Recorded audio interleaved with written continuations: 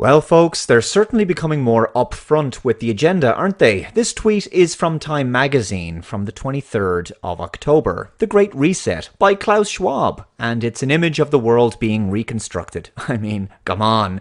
How much more evidence do you need that the world is supposed to be massively reordered after the COVID crisis? Because to rebuild a new world order, you have to tear down the old one. And that can only be done with some kind of crisis. Almost like the crisis itself was part of the re-engineering process.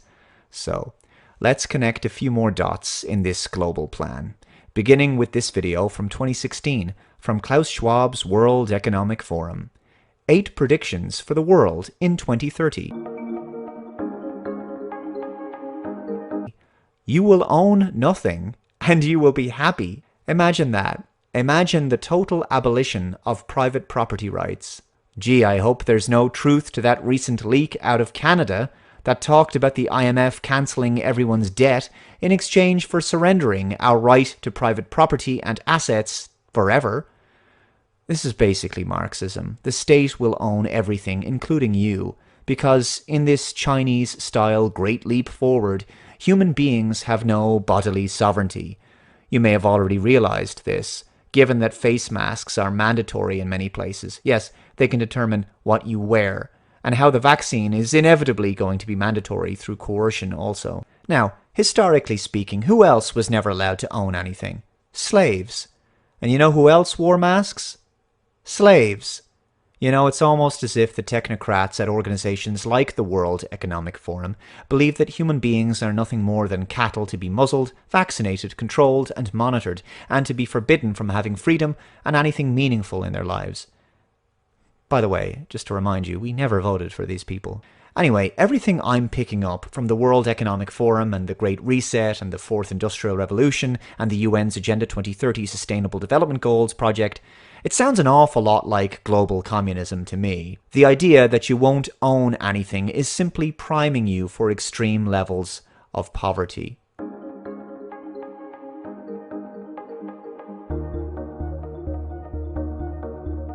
Whatever you want, you'll rent and it'll be delivered by drone. So everything is going to be a subscription model, apparently, thus making people locked into a system where they're perpetually dependent on business models that generate continuous repeat business for corporations. If people can't own things or own their home, then they can't ever truly be independent and self-reliant. And because people are slowly getting used to having things delivered, shopping online, well, they don't want people moving around and shopping outside in brick-and-mortar stores. So you can see here that the lockdown was getting people acclimatized to that. It had nothing to do with a virus. Now, how do you think that you could sell all of this absurdity to the general populace? Well, if you completely destroy all small to medium business, which is currently happening, and SMEs are, of course, the engine of your nation's economy, and you destroy their economic independence, and you make millions and millions of people around the world unemployed, and therefore dependent upon the state, and you drastically diminish their material resources and wealth, you obliterate people's savings, destroy their currency, and break down international supply chains for essential things like food, for example, well, they will obviously have descended into abject poverty at that point. So the globalists can then sell them any horrific new socio-economic situation, and they'll have no choice but to accept it, because it'll be a case of accept it or starve. Sounds like communism to me. And where there's communism, there is immense human suffering, poverty, starvation, and enormous amounts of death.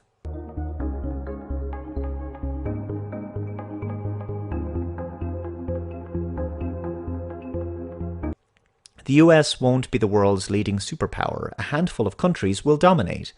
As you can see, this is purely about the destruction of the Western world, democracy, and the free market itself. You'll eat less meat. They want to take red meat out of our diet because it's a great source of protein, and for men it boosts testosterone. This video may have been made in 2016, but you can see how this particular agenda blatantly plays into the current COVID nonsense. For example, look at all the meat processing plants and meat packaging plants and factories shut down across the world. Not Amazon warehouses, by the way. This is part of a plan to negatively impact upon food supply chains, in particular our meat supplies. Alleged positive COVID-19 outbreaks and positive PCR tests in these industries just conveniently suits the long-term agenda of the globalists to disrupt the distribution of meat.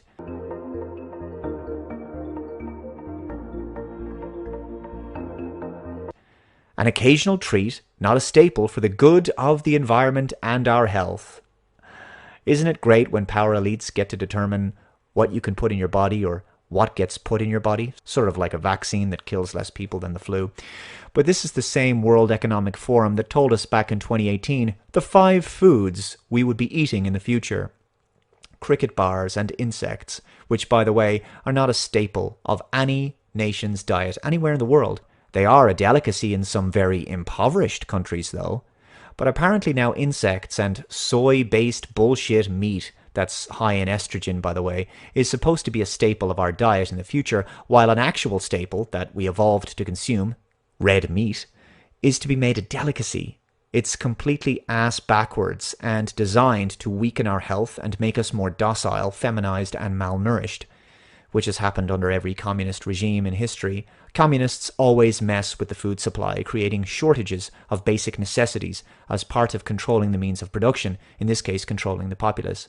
Back in 2016, Klaus Schwab was interviewed in this video on YouTube for the Lee Kuan Yew School of Public Policy, and he was talking about the glorious Fourth Industrial Revolution of his. The Fourth Industrial Revolution will impact our lives completely. It will not only change how we communicate, how we produce, how we consume. It will change actually us, our own identity, and of course gives life to such policies and developments like smart traffic, smart government, smart cities. What we will see is that everything will be integrated into an ecosystem driven by big data and driven particularly by close cooperation also of governments with business, civil society. And this revolution will come at a breathtaking speed. It will be like a tsunami. It will be like a tsunami. How would he know that? Unless there was going to be a major event that would take place in the next 4 years that would help to accelerate his plans. And actually, it's not just a digital revolution. It's digital, of course physical, with nanotechnology, but it's also biological. And those 3 dimensions provides a particular force to this revolution. So what the World Economic Forum is doing is to promote this public-private cooperation to master the Fourth Industrial Revolution.